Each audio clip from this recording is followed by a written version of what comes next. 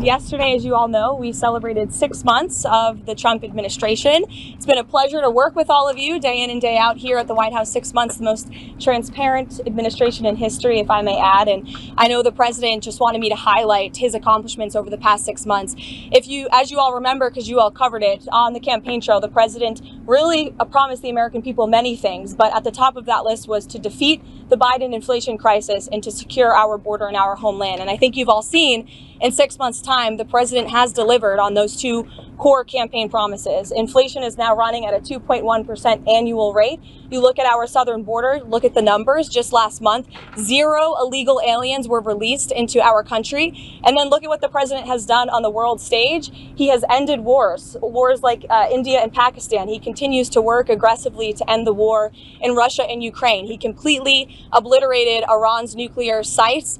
He has continued to hopefully negotiate a ceasefire between Israel and Gaza to end that conflict and release all of the hostages. We've seen many of the hostages released as a result of this president's efforts. And this president is working around the clock every day to deliver on the promises he made. You also look at some of the cultural issues, to abolish DEI from our federal government and our military, to effectively end men and women's sports, which is a huge common sense policy that the American people support. And then if you look at the president's strong executive orders that have effectively ended the chemical castration of young children in our country. Just today, Washington, D.C. Children's Hospital in this city has announced they are no longer going to be prescribing puberty blockers to minors. This is a huge win for America and our children. There's certainly more work to do, and the president is doing it right now, and he will continue for the next 3.5 years. But certainly we've accomplished so much in just 6 months, and I'm happy to take some questions. Go ahead. Was the president serious, or was he joking this weekend when he said he might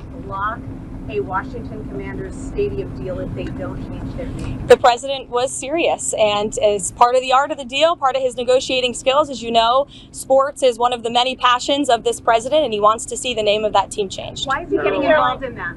Why does he see that as part of his purview? I think you've seen the president gets involved in a lot of things that most presidents have not. He's a non-traditional president. He likes to see results on behalf of the American people. And if you actually poll this issue with sports fans across the country and even in this city, people actually do support the president's position on this and the name change. Michael,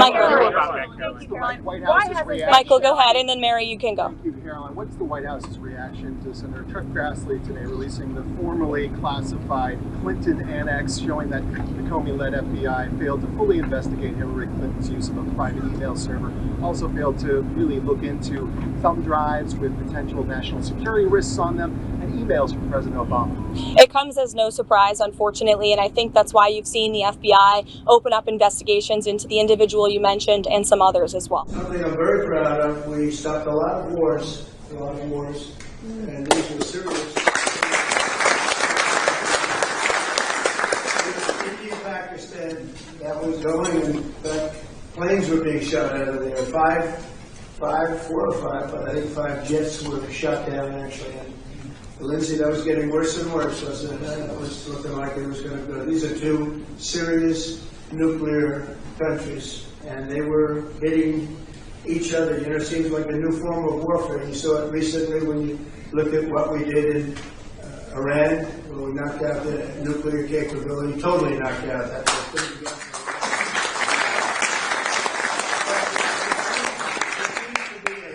Another hit, a hit and another hit. It's a different thing. But India and Pakistan were going at it, and they were back and forth, and it was getting bigger and bigger. And we got it solved through trade. We said, "You guys want to make a trade deal? We're not making a trade deal if you're going to be throwing around weapons and maybe nuclear weapons, both very powerful nuclear states."